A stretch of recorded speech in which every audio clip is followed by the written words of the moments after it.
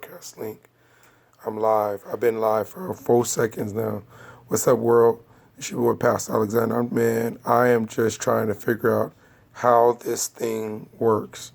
I've been shooting these videos every Sunday, and some starting how I'm just now learning how to get the YouTube feed to click over to the Facebook and the Twitter. Somehow I went in my settings and I updated my settings, and it said that it's supposed to work. So it says preparing to share the broadcast link. I don't know. It says your network connection is too weak.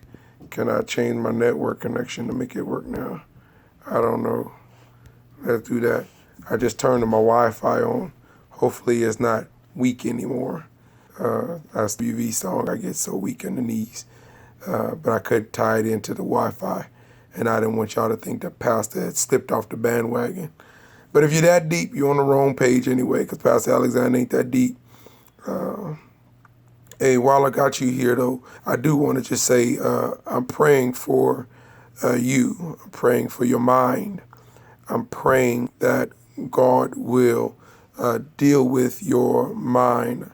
I realize that a lot of people are losing the battle at school because of their mind, losing the battle at home because of their mind. They're losing the battle in their finances because of their mind.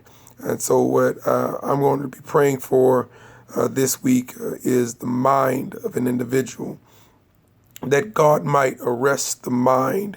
What I want to happen in this world is that when God arrests our mind, it will cause our body to stand still long enough that we might be able to see what God is doing and not just go through the motions of our day-to-day living.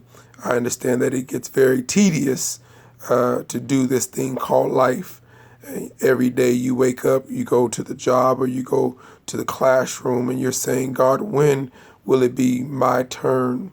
But I must remind you of people like Moses, how he was willing to sit in the house of Pharaoh for 40 years, the backside of the mountain or the wilderness with Jethro for 40 years, and then in the wilderness in Egypt, after he left Egypt for 40 more years, 120 years, Moses had to sit in Egypt, and then in the backside of the mountain, and then in the wilderness with the children of Israel doing what thus saith the Lord, just to have a personal relationship with God.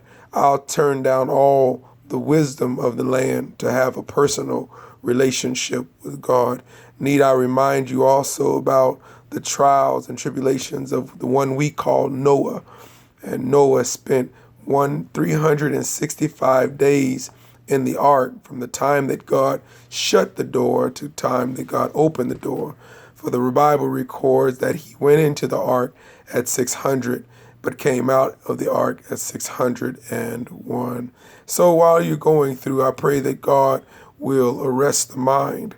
I just got on here just to see how this thing worked out, but I pray that while I'm doing my test, that God will bless your soul, that God will bless your mind, that deliverance will come to you and your house.